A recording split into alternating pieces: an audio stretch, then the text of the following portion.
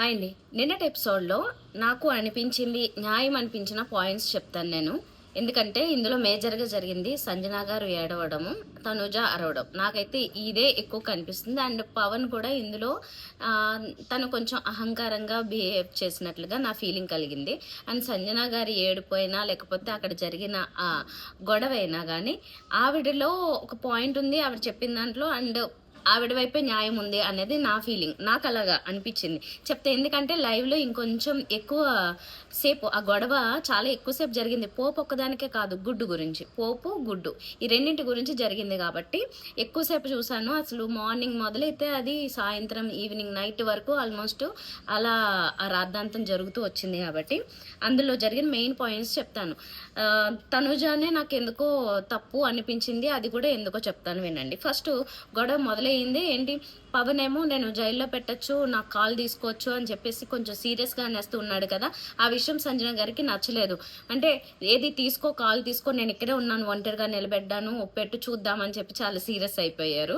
కొంచెం తగ్గి మాట్లాడాడు కానీ అయినా తను మాట్లాడే విధానం ఎలా ఉంది అంటే ఎందుకో ట్రిగ్గర్ చేస్తున్నట్లుగా కనిపిస్తుంది. వాళ్ళిద్దరికి ఎందుకో పడట్లేదు. పవన్కి సంజన గారు అస్సలు నచ్చట్లేదు.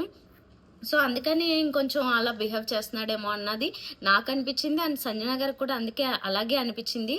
అందుకే నేను మనం మమ్మీల కేటగిరీ కదా, అందుకని మనం కనిపించే మనకి సపోర్ట్ చేయరు అని చెప్పేసి ఆ మాట అనేసింది.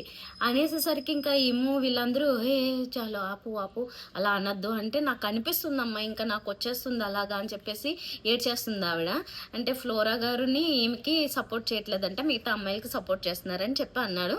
రాము డైలాగ్ వేసేసాడు. అసలు కొన్నట్టుండి సడన్గా నిన్న లైవ్లో కూడా చాలా మాట్లాడుతున్నాడు.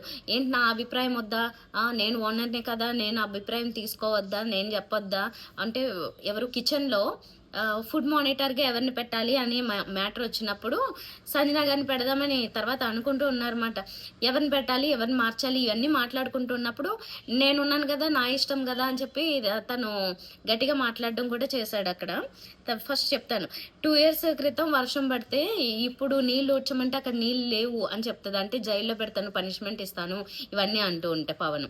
సో ఇది అసలు ఈ పాయింట్ లేపిందే దివ్య అంట. ఆమె చెప్తూ ఉంది అక్కడ, దివ్యానే లేపి ఆ పాయింట్ ని మళ్ళీ దానికైతే పనిష్మెంట్ ఉండాలి, బట్ జైలు అయితే కాదని చెప్తుంది ఆమె. కానీ అసలు అనవసరంగా అయిపోయిన దానికి మళ్ళీ ఆ పాయింట్ లేపింది ఎందుకు, మళ్ళీ దాన్ని ఎందుకు రెచ్చగొట్టడం, ఇప్పుడు ఈ గొడవ అంతా చేపించడం ఎందుకని చెప్పేసి దివ్య గురించి అన్నింది ఆమె. నాకు తెలుసు ఆమె అన్నిందేమో, మరి లైవ్లో నేనైతే అక్కడ మిస్ అయ్యాను ఆ పాయింట్, దివ్యానే లేపింది అనేది. సరే డైరెక్ట్గా నా కాల్ పెట్టేసరికి సంజనకి చాలా సీరియస్ అయింది. అక్కడ నుంచి ఇంకా ఆమె రకరకాలుగా